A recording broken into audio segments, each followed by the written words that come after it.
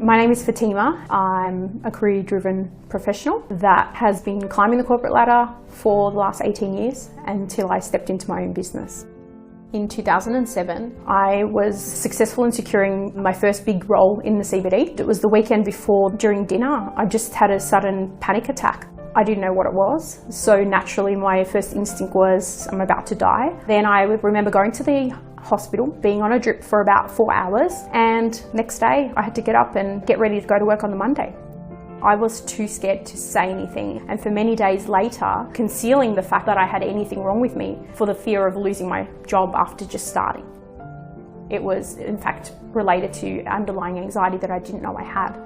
Over the journey of recovery, I did learn how to manage it. It almost doesn't affect me to a point where it stops me from doing anything that I want to do. In fact, it drives me to push harder than ever before. 8 years into that corporate career, my first business, which didn't really go anywhere, kind of failed. All of the lessons from that put into the last 5 years have been a key part of our continued success more recently. There's a lot of nervousness that comes around being a founder, and as we've been growing, the anxiety that comes with a growing business is continuing to come our way. My team know mental health is a big part of what we do. We talk almost every single day. Even if we're not working, we're finding something funny to share with each other. Those sorts of connections that I'm making with people, it actually helps. I see the evidence firsthand. If someone's feeling anxious and overwhelmed running a small business, stop what you're doing, take a step back, think about what it is that's causing them that stress. You can then put in place strategies to overcome that. If it's financial stress, maybe it's looking at funding. If it's health stress, maybe it's getting your regular health check. There's so many different things that you can do to overcome your anxieties, but you first need to acknowledge them and identify that they exist. You have to talk about it. You have to find the triggers that are causing your anxiety. In my life, I've had everything from bullying to financial stress to personal health emergencies, but understanding what the trigger is and then working to either mitigate that from happening in future is really key. I think sometimes we assume that having anxiety means that we're going to be any less good at our jobs, but it's actually quite the opposite. You need to make sure that you've got the time to take care of yourself, because taking the time for self-care is what's going to help you to get through the next day, the next week, the next month. Oh, thank you, Fatima, for sharing your story with us, and good morning, everyone. My name is Nicole Sheffield and I'm the Executive General Manager of Community and Consumer here at Australia Post. I'm thrilled to be hosting today's discussion focusing on mental health designed to support Australian small and medium businesses. Firstly, I'd like to acknowledge the traditional custodians of the land on which we operate, live and gather, and recognise their continuing connection to land, water and community. We pay respect to elders past, present and emerging. Now, if this is the first time you've been involved in an On24 webinar, or if you need a refresher, I'm going to quickly run you through a couple of the widgets you can see at the bottom of your audience console. During our panel discussion, we'll give you the opportunity to ask our panellists some questions of your own, and please ask questions. These are fabulous panellists and I think you'll be lots of great feedback. You can submit these via the Q&A widget. The windows on your screen are also configurable, so if you want to make windows larger, smaller, please feel free to do so. Feedback is really important to us, so helping us to deliver events that are of real value to you. At the end of the session, we'd appreciate if you could actually complete the feedback survey, which is the second last widget on your console. This should only take a minute to complete once we're finished. An on-demand version of the webcast will be available within 24 hours of this live session and can be accessed using the same audience link that was sent to you earlier. You will receive an email once the on-demand version is available for you to view. I'd like to welcome you all today. I realise most of you are watching either run or work in a small business around the country, so really appreciate you taking the time out of your day to be with us while we discuss this incredibly important issue. We know that mental health support is so critical right now, and we're proud to partner with Beyondblue and use our network to connect more people across Australia with mental health information and services. Next month, we're delivering mental wellbeing information to over 4 million homes across regional and rural Australia and encouraging people to connect with each other to support their mental health. I must say, while we know this topic is always important, when we organised today's webinar and we didn't realise we'd holding this discussion in the midst of such an intense and topical period. I think we'd all hoped that the hardest times were behind us. It certainly has been an extraordinary 18 months, which has tested us all in different ways. This level of uncertainty hasn't been seen before in our generation, and the requirement for such rapid adaptation to changing circumstances is unsettling and disconcerting. For those running a small business, working through the accelerated and continuing changes we've had to face can directly impact your business and your livelihood. From long working hours and blurring of work-life boundaries to financial pressures and a lack of support, as a small business owner, you face many unique challenges that can affect your mental and physical health. Looking after yourself is critical to looking after your business. So today we'd like to help you all take a practical step towards taking care of yourself and your business. With those specific challenges in mind, today we'll be first speaking with the fabulous Kate Carnell, Deputy Chair of Beyondblue and the inaugural Australian Small Business and Family Enterprise Ombudsman. Kate has extensive knowledge and experience in the business sector, having run her own small business for 15 years before becoming the ACT Chief Minister in 1995 for 5 years. As Australian Small Business and Family Enterprise Ombudsman until just March 2021, Kate worked very closely with small businesses like your own and understands the unique challenges associated with running owner-operated businesses. Following my chat with Kate, Lead Clinical Advisor at Beyondblue, Dr. Grant Blashki, and Amanda Linton, Telstra Businesswoman of the Year Awards finalist and CEO of the Institute of Certified Bookkeepers, will be joining us for a panel discussion, which I'm sure you'll enjoy and get lots of great tips from. Together, we'll discuss their experiences managing work pressures and wellbeing and share strategies that might work for you. Okay, so let's get started. Kate, thank you so much for joining us today. We've so many interesting topics we could cover, but I thought we could start with mental health in the workplace. And I'd love you to tell me what's the importance of a mentally healthy workplace? Look, Nicole, it's an absolute pleasure to be here with you.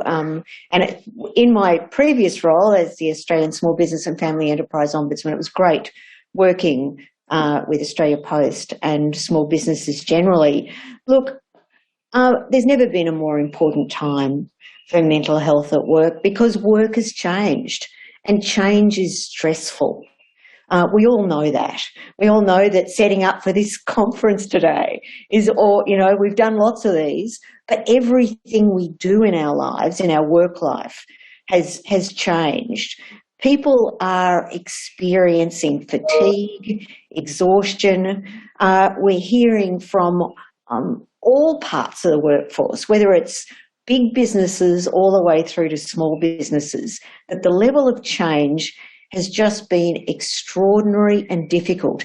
Every time you just think you've got it under control, there's another shutdown or there's another change. There's another issue that you need to deal with. Lockdowns are really, really challenging for everybody. For one of the issues we spoke about before we came on today is, could everybody please keep their dogs under control and their children? We're homeschooling. It's amazing what we're dealing with. And, even before lockdown, 45% of people in Australia would experience a mental health problem at some point in their lives. So mental health issues are really common. Put on top of that a huge amount of stress and challenge, and you've got a whole heap of issues.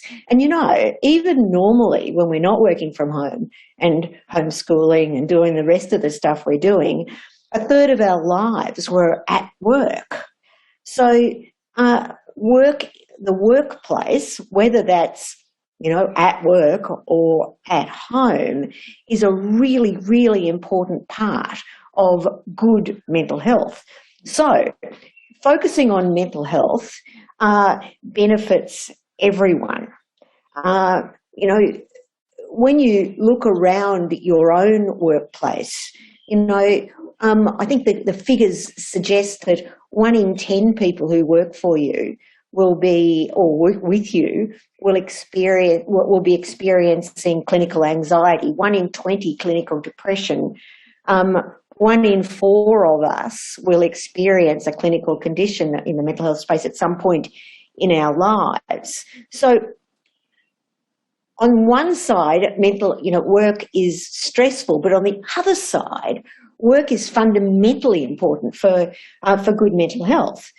Work gives you a sense of purpose, financial well-being, social connection, all of those things. So having a good workplace, a mentally healthy workplace, is fundamental for good mental health.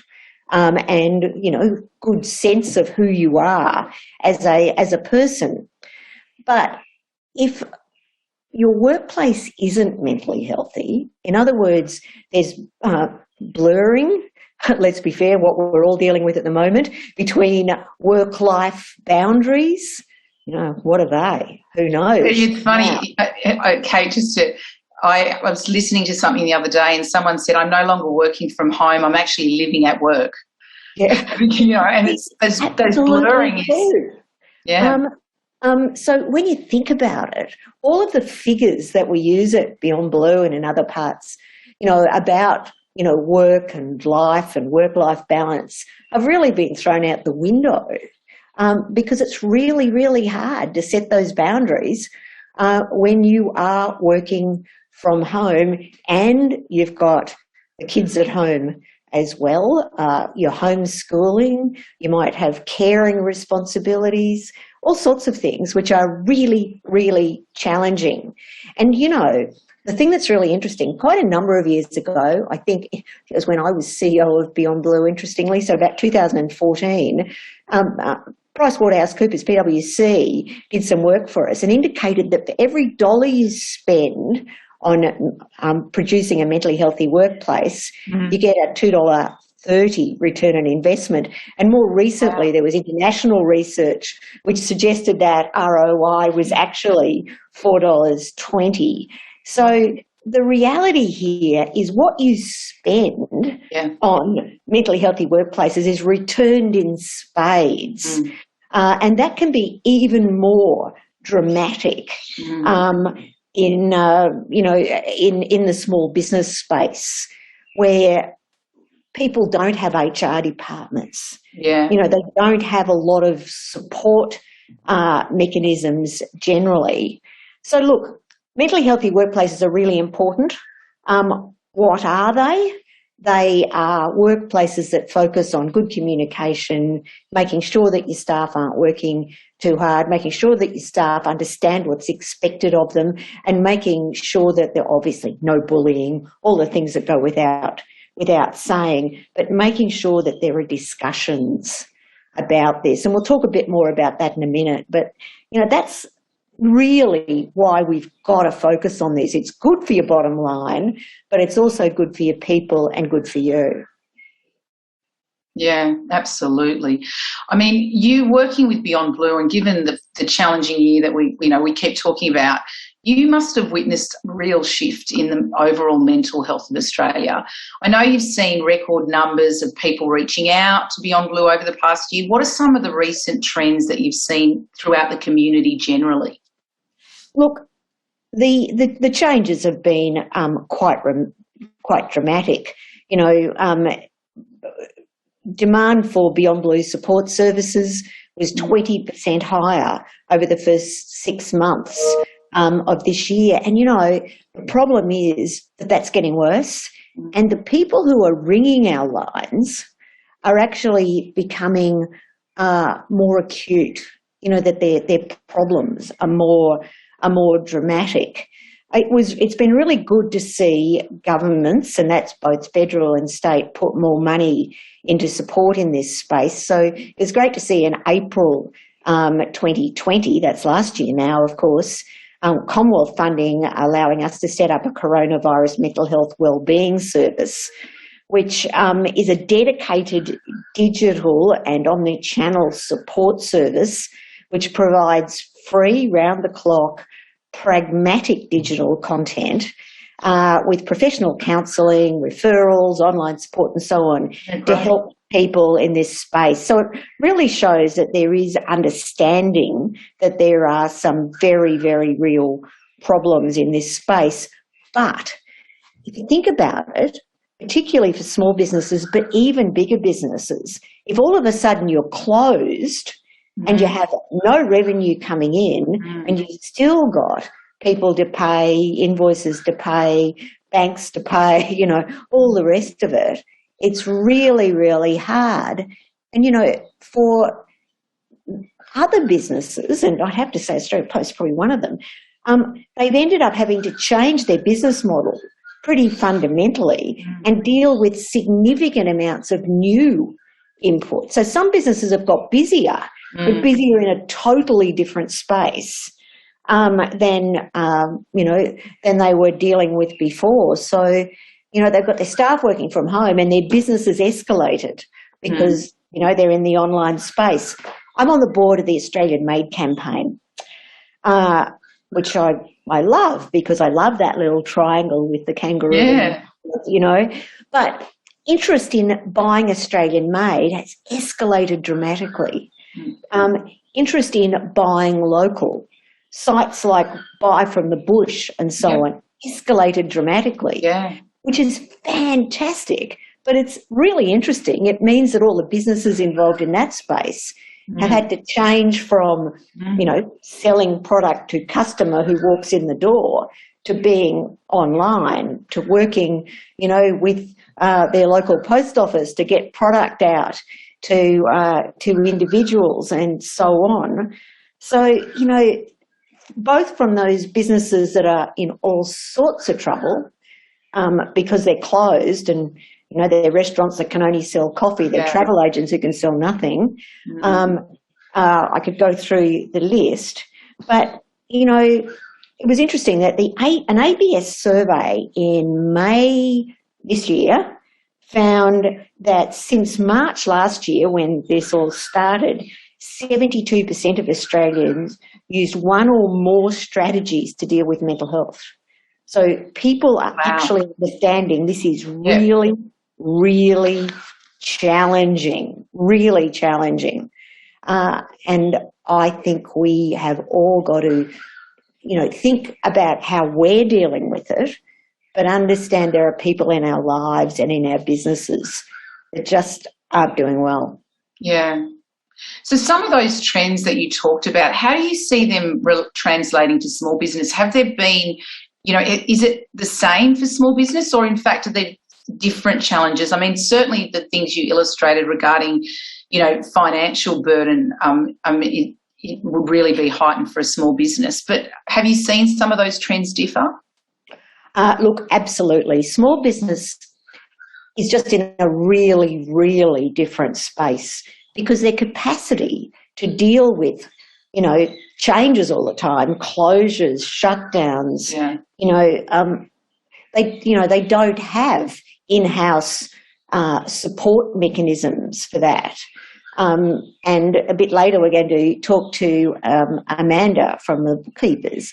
You know, they've turned to their accountants and their bookkeepers and a whole range of other people in their lives, but predominantly for those people for real support, which is a challenge in its own right. But let's have a look at some statistics for a moment. You know, 97% of businesses in Australia are small businesses, and what that means is businesses with less than 20 employees. 75% of those have less than 5 employees, but they employ half the workforce. So they are really, really important for Australia and for a very large number of Australians who work for small businesses, but they're little.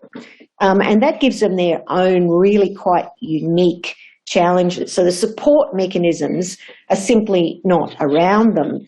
And let's be fair, one of the jobs of being in small business, as I was for a lot of years, is, you know, to plan, and you plan for upturns and downturns and, you know, wet weeks and, you know, all sorts of things that you plan for if you're in the retail space. But you don't plan for a shutdown where the government tells you you've got to shut your door and you have no income at all or very minor in income on the side. Nobody plans for that.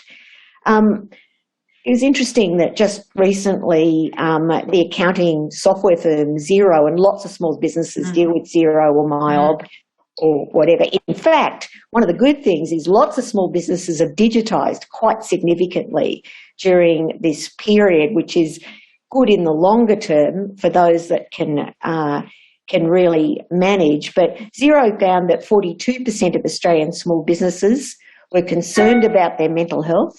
That's up almost half. And 44% were worried about their employees.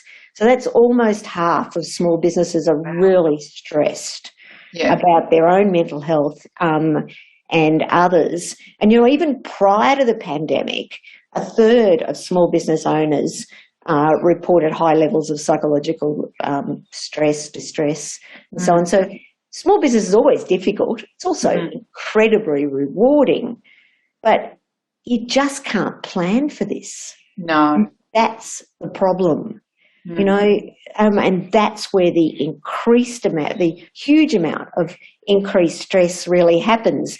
Can I just leave you with one comment? Yeah.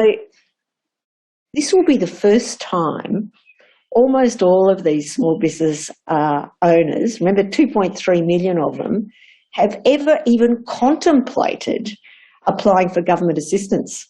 They've never done it. Yeah. It's not what they do. They get on with the job. They run their own business. They go through highs and lows. They do what they do. But all of a sudden, they're having to fill in sometimes incredibly complex forms and look for government support. And you can just imagine how incredibly stressful that is. And I just want to tell you a little bit about a really important service. One of the things that Beyondblue has done, along with the Australian Small Business and Family Enterprise Ombudsman and the federal government, is put in place something called New Access for small business.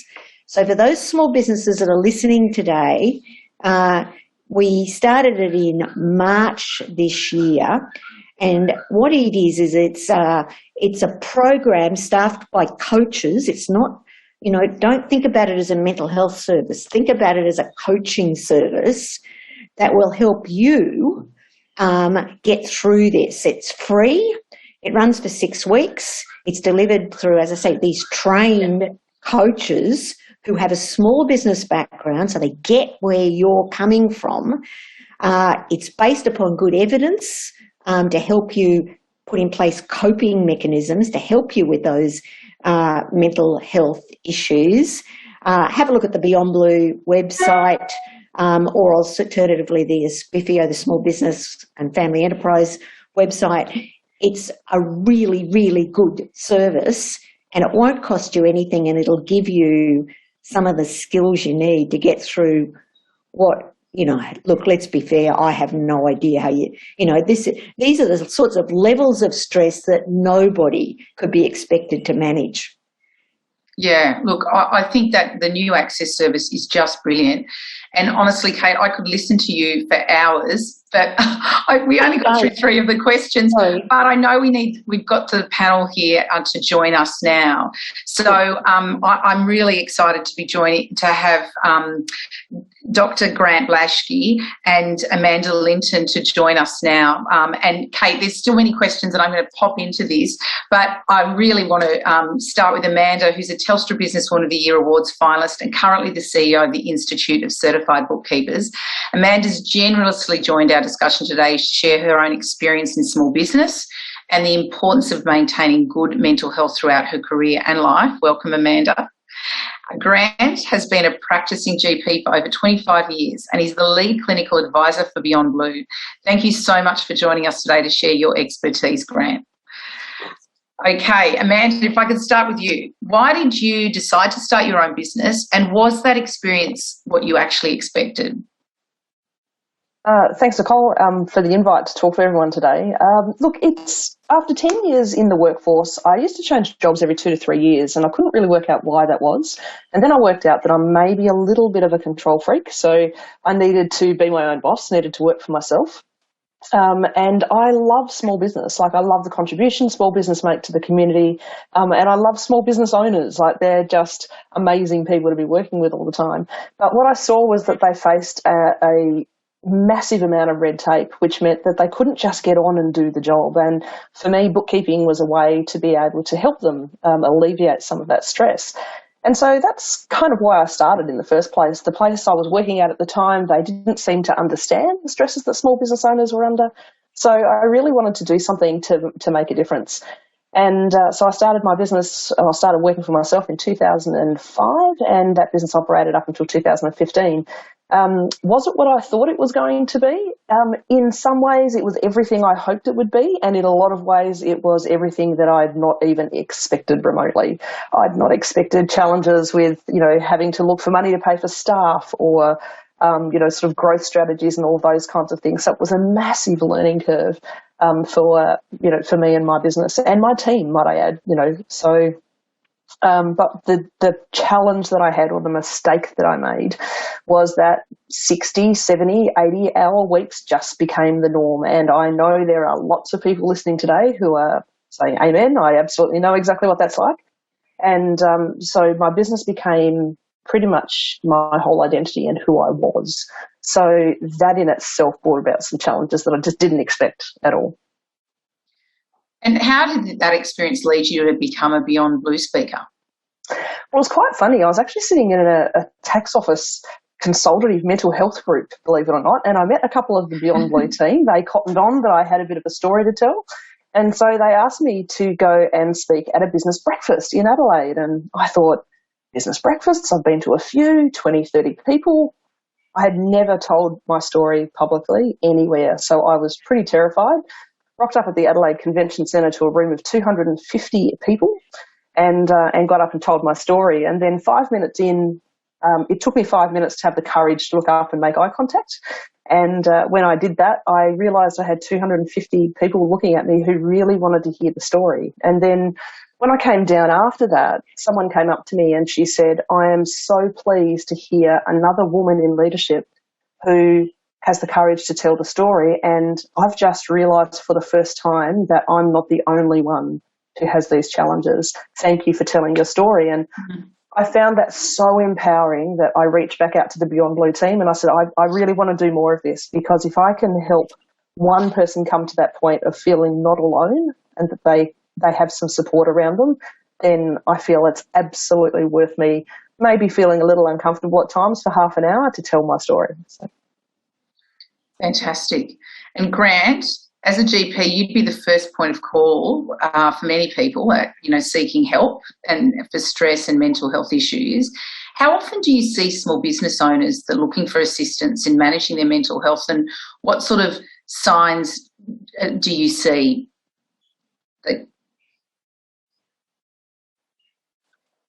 I think you're on mute. We're so busy in general practice at the moment, vaccinating. And I would tell you, I wouldn't have a session at the general practice where I don't have small business people coming in quite stressed at the moment. And I mean, we just heard from Kate, it's hard to imagine anyone more qualified who really understands small business people and the mental health issues that they're experiencing. The GP can be a great point of call. They know the local community, they know the culture. I think one of the issues for small business people is they're so used to solving their own problems, which is great, but that can act as a bit of a barrier. So sometimes they're a bit reluctant to come forward and say, I'm just not sleeping at the moment, or I can't deal with all this at the moment.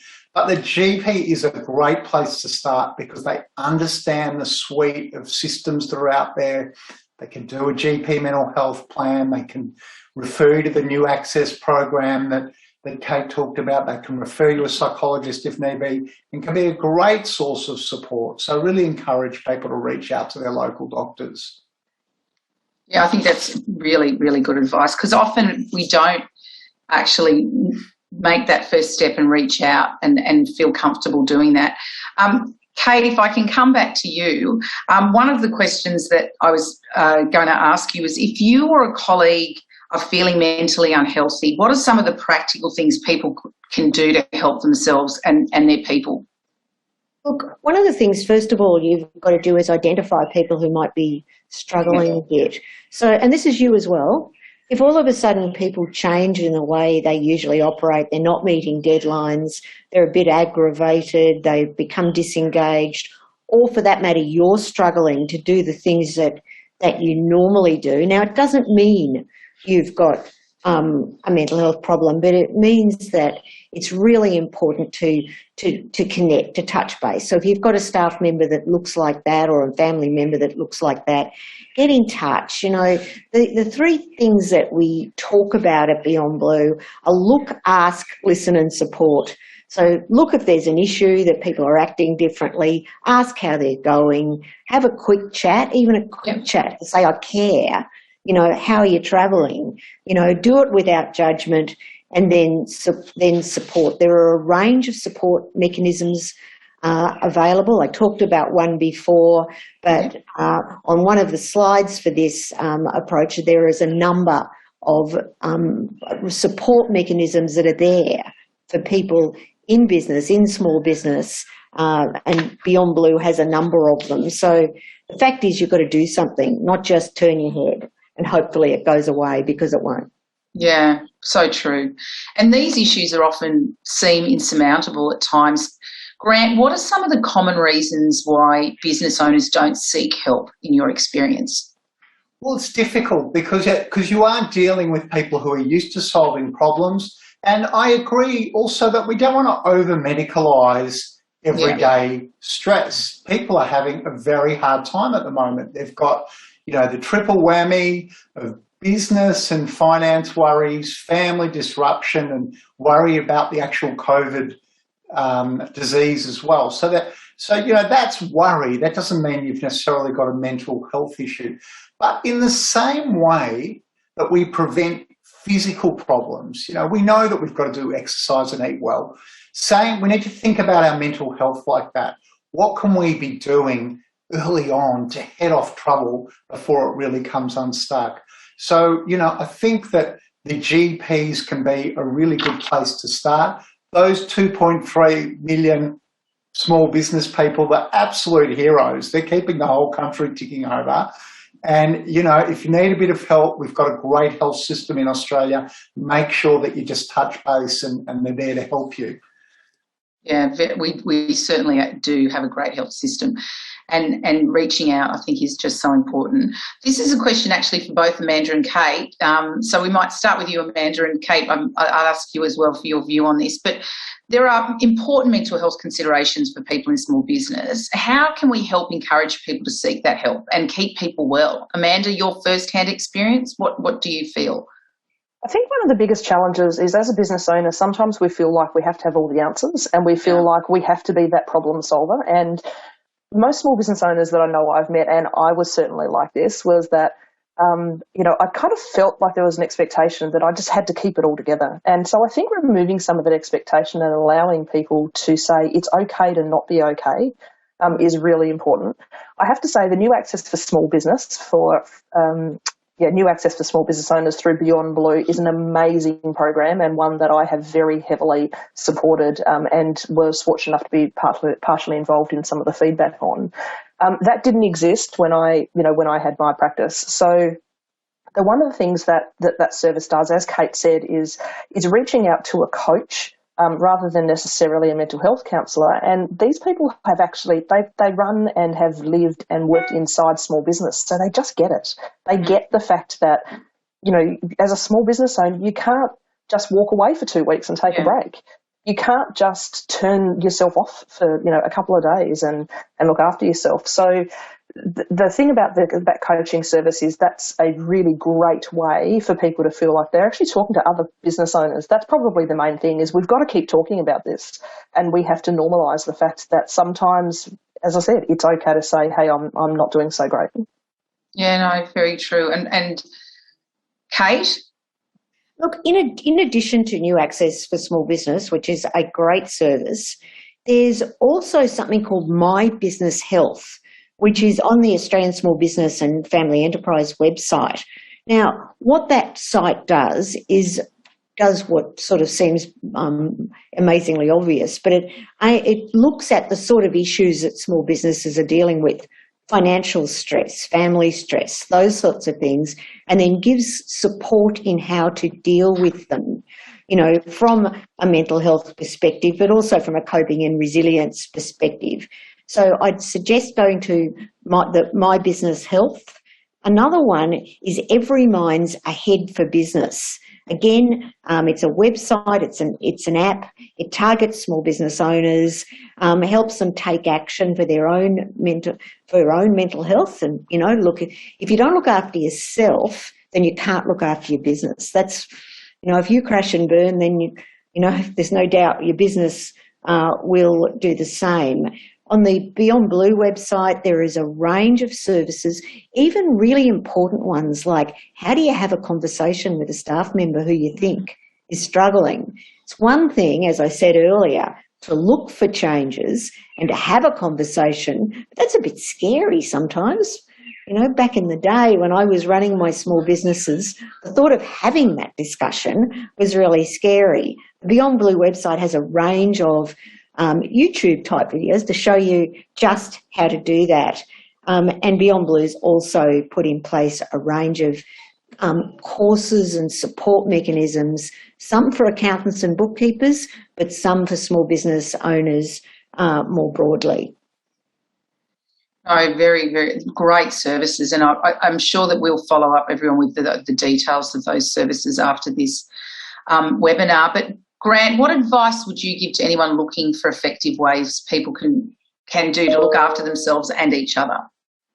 Yeah, so we can't sugarcoat it. This has turned out to be a marathon. I think many of us didn't expect that this was going to go on for so long. So that means for people watching, really have a think about sitting down after this and writing a little list of strategies that you can change.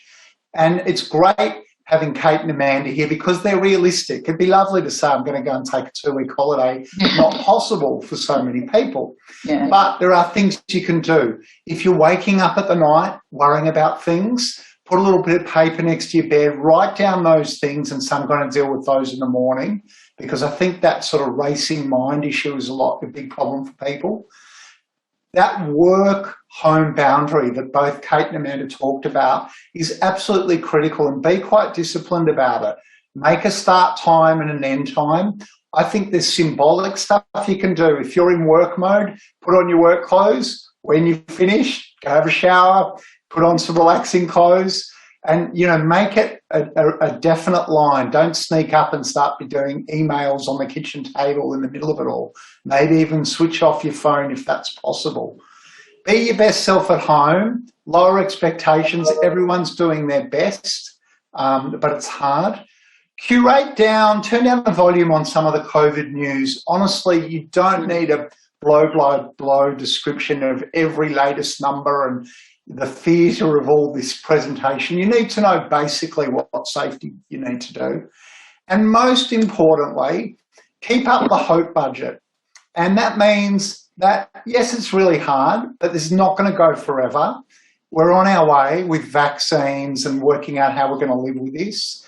If you're sitting around the kitchen table having a meal, tap out and say, okay, we've talked enough about COVID for tonight. Let's talk about movies, books, life, where we might go once this all settles down, and keep that budget up in the family. So be super kind to yourself at the moment. Remember, there's a lot of support out there from Beyondblue, and these small business resources are really tailored to where you're at and the sort of issues that you've got. Very true. And look, we've got 5 minutes before we're going to go to audience questions, and I'm seeing some great ones pop up, but I really recommend people to use the Q&A button there and send in some questions, because you've got some incredible experts here. But before we open up for questions, Amanda, what are some of the things you've learned and practiced that are important to looking after your health now? There's quite a few of them actually, but probably the most simple one, and it's possibly not going to sound quite so simple to most people, but you have to have boundaries around yourself. And I think Kate and Grant have both actually alluded to that anyway. So for me, for example, my role, even in my role as CEO at the moment, in my current role, which can get pretty hectic at times, I have very, very clear work boundaries.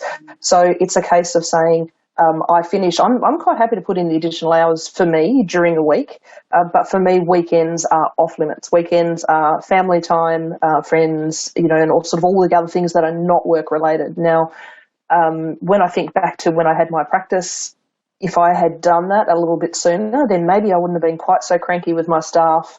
Maybe I would have been a bit nicer person to work with, those kinds of things.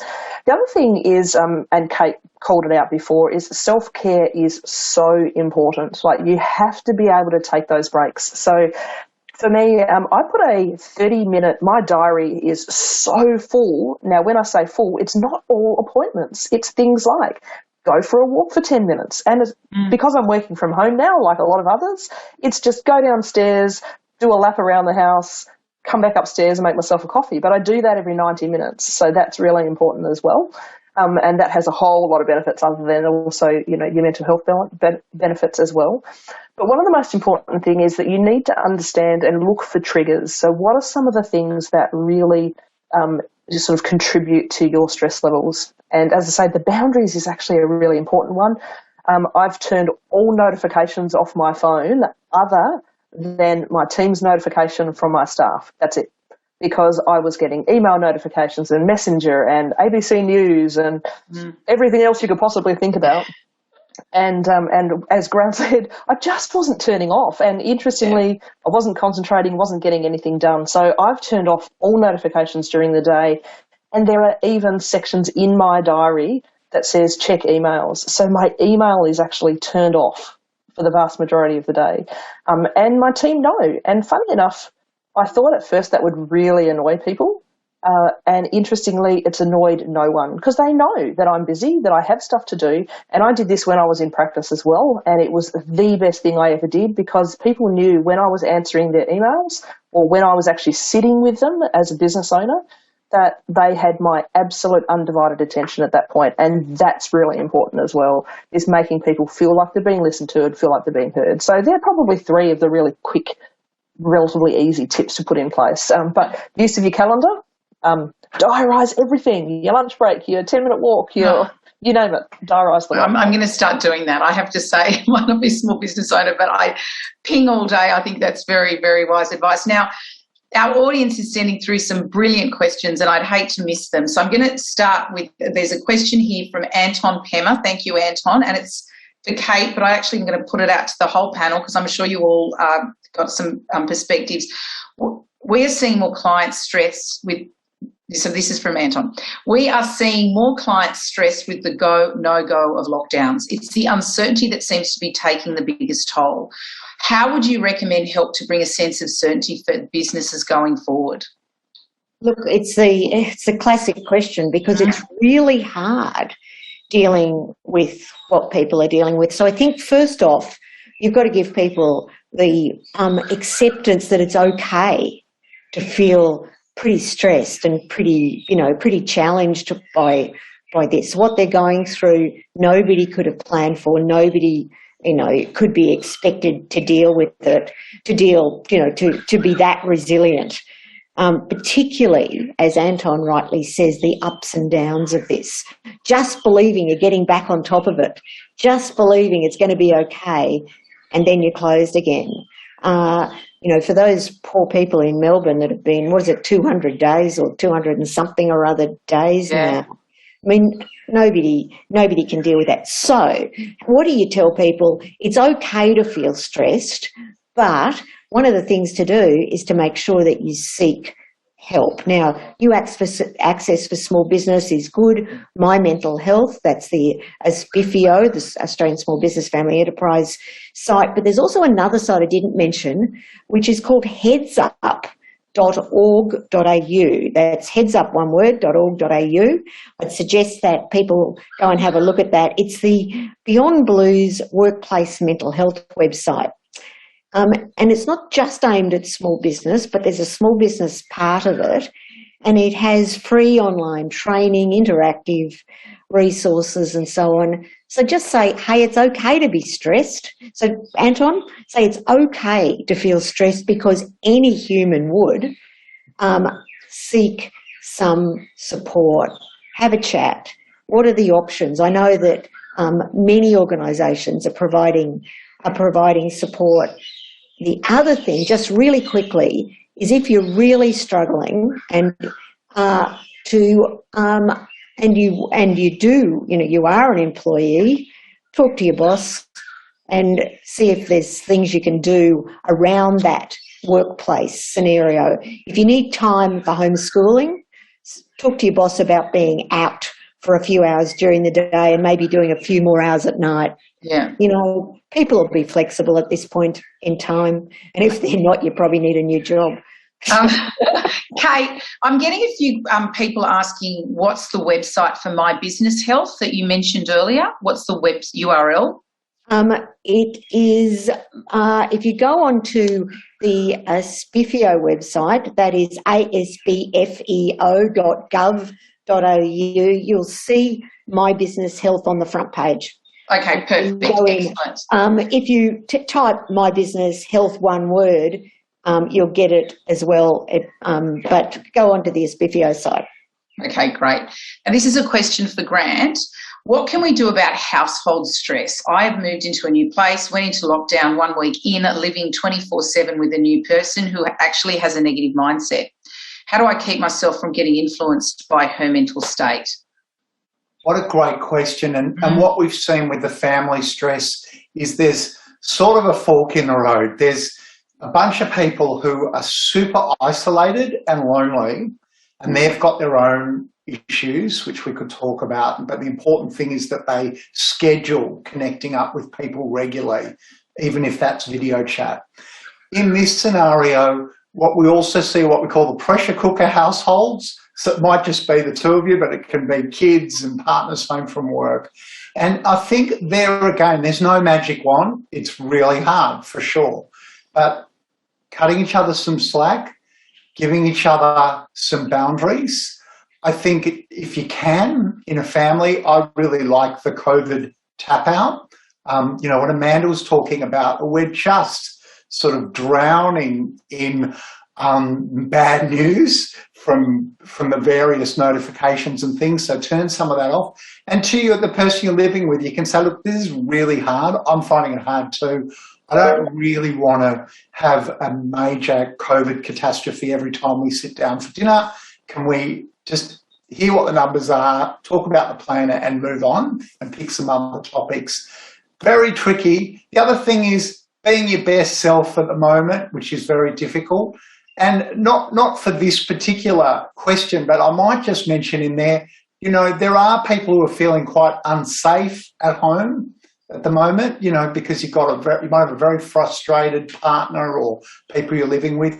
Remember, if you feel unsafe, you can always call 1-800-RESPECT if you're getting into a situation where things are getting sort of unsafe and you don't feel comfortable. Yeah, very good advice. This is actually a question for Amanda and Grant. How do you deal with the stress of competition? This has come from Sarah. How much effort do you put into knowing what your competition are doing? Because she's saying in lockdown, it's so in my face. Everywhere is online, and I find it really adds to her stress levels. So what advice do you have for Sarah? I might start with you, Amanda. Look, I think the first thing is to just put a little bit of perspective around that. I know I spent a lot of years just trying to keep up with everyone else everyone else around me.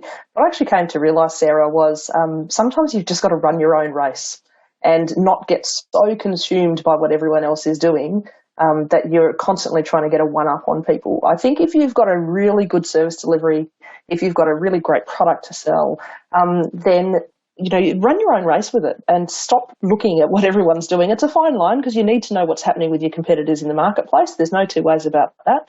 But once you have some baseline information about what their product is, maybe how much it costs, what it actually does, leave it at that, and then just how they actually get it out into the market.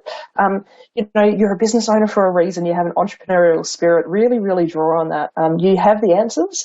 It's just sometimes we've got to stop listening and stop competing to everyone else around us, and just make it your own. And I'm sure you can absolutely do that. Yeah, great tips. What about you, Grant? Anything for Sarah? I really like that, Amanda. I think the only thing I'd say, unfortunately, the truth is for human beings, there's always someone better than you or worse than you, whatever field you're in. And I love the idea that Amanda said, run your own race. And particularly in regard, to the social media, a lot of that is really very carefully curated best versions, false versions of people's lives. Don't make that your yardstick, because that will certainly make it an impossible sort of level to try and match. So stick to your own game, and I really agree with Amanda's perspective. Great. So this one's for Kate and it's from Julie. Have Beyondblue got a service similar to EAP that is available to small business employees that offers sessions that are government funded? I heard this somewhere but may have heard it incorrectly, as I can't find it on the website. Look, there isn't an EAP as such for small business owners. It's one of those things that in my previous role as small business ombudsman, we suggested, would be a really good thing to have available for small business, for employees. But there is the COVID support line, which has a whole range of similar sorts of approaches, trained counsellors, and so on. So the Beyondblue COVID support line goes some way to delivering on what Julie has asked for. So that might be a good place to start. Yeah, great. Thank you. Now, this is a question from Austin for all of you, and it's a pretty big question. What can be done in order to regain one's passion, particularly as a leader of a team? The past 1 to 2 years has really impacted my passion for what I do. Do you want to start, Grant? Sure. Look, I think leadership, whether it's a small or a big business team, is a real challenge at the moment. I think that actually sharing some of your vulnerability and the difficulties that you're having as a leader is okay at the moment. I think that people, particularly Australians, are a little bit cynical about too much sort of rah, rah, rah. They're like, I'm not silly. I can see what's going on. So I think it's okay as a leader to actually say, look, I'm really worried about this. I'm really worried about this. But at the same time, I think, as I talked a bit earlier, keep the hope budget and keep a sense of where you're heading and how this is going to look as we learn to live with the virus. I think the other things I'd say, and it comes very much to self-care, which is that we're all a bit exhausted. And many of those tips that I think Amanda was telling you about boundaries between work and home, so that you actually get to emotionally recharge, you get that vitality. Because at the moment, it's been this battle that's ended up being quite a marathon. So many people are starting to feel a bit weathered. So make sure you're looking after yourself in the meantime, and that'll be good for your enthusiasm for the business as well. Yeah. Great. And Amanda, your thoughts on how to ignite the passion, especially, I guess, with a lot of your members or, bookkeepers, etc. They interface with a lot of different industries and customers. And I think passion is, important for a lot of leaders. Any thoughts from you? It's hugely important. I think really what it comes back to, and I've interestingly just leading our community through this right now, and that is to go back to why are you doing what you're doing? There's a reason that you're doing what you're doing. And it's not for a paycheck. It's not for some kind of accolade. There's generally a really personal reason as to why you went into business, why you do what you do. As I said, for me, it was like I love small business, but it actually came down to something as simple as I really like helping people. And so when you're leading, particularly when you're leading a team around you, making sure that everyone can buy back into that why. Why did you start? Why do you exist? And why are you continuing to deliver the services that you are? It sounds like a really simple question. It can take quite a while to unpack, especially at the moment with all of the other challenges that we've got going on around us. But getting back to why it is you do what you do, because that's where your passion came from the first time, when you very first started your business. And so I really encourage you to go back to figuring out what that was. Now, I actually spend a full day. It sounds like a lot, but believe me, I get so much work done on a Friday. For me, Friday is my why day and my strategy day. And everything comes back to, I sit with my iPad, and at the top of the page, it says, why are we doing what we do? And that draws off everything else. And what I've actually worked out is I achieve so much more by drawing everything back to my why than if I was just sitting there trying to put out spot fires as I go, because that's when you become disillusioned, and I think that's when you start to lose your heart and your passion for what you do. Yeah, it's a really good point, actually. And I mean, you think about it, I know my children are constantly saying why. It's very childlike to think why, but we do. As we get adults, we just take more and more on. And sometimes we wonder, why am I doing it? And I think it's a great advice. Fridays, we're taking lots of tips. Kate, I mean, you've been in business, you interact with so many small businesses. You must see this where people lose their passion, and how do you reignite that in your experience? I think often it's called being overwhelmed. And it runs off what Grant and Amanda said, that it's like the world is just, falling in on you. You can't actually make a difference anymore, so it's really hard. So focus on some things you can do. Now, if you've always said, look, if ever I had time, I would do something or other, digitise my business, move online, see what's available, to improve my skill set in XYZ. Look at customer focus, really important thing. Often you don't have time to think about what your customers really want, what your customers expect, how to better communicate with your customers, those sorts of things. So have a small list of doable things that you've always thought you really wanted to do, but never actually had time. And a bit like Amanda said, make time so that you can actually see that going through this really challenging time with all of the really difficult issues in your life, that there are some upsides, some things that you can, you can actually do that will improve your business at the other side of this. Digitisation is pretty high, but I'd have to say communicating with customers, getting databases right, fixing your website, whatever you might need. It's amazing how much better you feel when you can tick stuff off a list that you've had for a very long time. Absolutely. So we've got a question here from Jason, and it's a question for all of you. And it's a nice positive question. So he's saying, what are you finding are some of the positives that have come out of COVID's effect on business, if any? I'll start by just saying digitisation. All of us, we know Australia was right at the bottom or close to the bottom of the OECD countries, particularly in the small to medium business space. We are now up to 13th, I think, at last. Wow, great. A very large percentage of small businesses have now digitised, are now selling product and services online. We could all give, I know Amanda could give thousands of examples of businesses that have done amazing things during this time. So digitisation, fundamental, but the other thing is customer focus. Looking at what your ideal customer is, and Amanda mentioned this before, you don't have to be cheapest.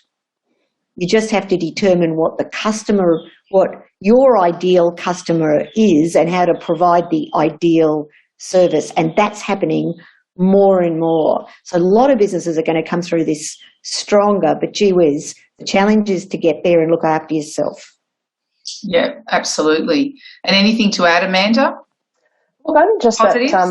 Positives. I think that the business owners have brought their teams around them to help them with growing their business or surviving, even just surviving what's going on. And I think that's been a really positive thing. I think business owners have been prepared to sit back and kind of go, I don't have all the answers. I can't do this on my own. I need a team of people around me to help me. And come on, guys, let's do this together. And I've seen that in some really amazing ways. And in some cases, yes, it's digitisation. In some cases, it's increasing the way in which or changing the way that we talk to our customers. But I just think we've shown an amazing amount of resilience through all of this, and I think we've all found a little bit of something in ourselves that maybe we didn't quite know we had the courage to do throughout this, and I think that's been a great thing. Yeah, great. And positives from you, Grant? Yeah, look, it's a bit of a cheesy thing, but I actually think we found out that Australians are actually quite different to many other parts of the world. We're not Americans, we're not British. The way we've managed it and the support of the community has been extraordinary. And I think it's really differentiated us to see, what Australians are about and what we can do. So I think that's very exciting. It is exciting, and I think the three of you are pretty extraordinary. So thank you so much for joining me today, Kate, Grant and Amanda. This is such an important conversation. I really appreciate you sharing your expertise, experience, but also really the practical tips and a lot of great tools that you've suggested to people, Kate, and I just think everything we do to protect and maintain our mental health as a community, as a society, as individuals, but also in our business, I think it's never been more critical. So those tools are so important. I hope everyone attending today has found this as valuable as I have.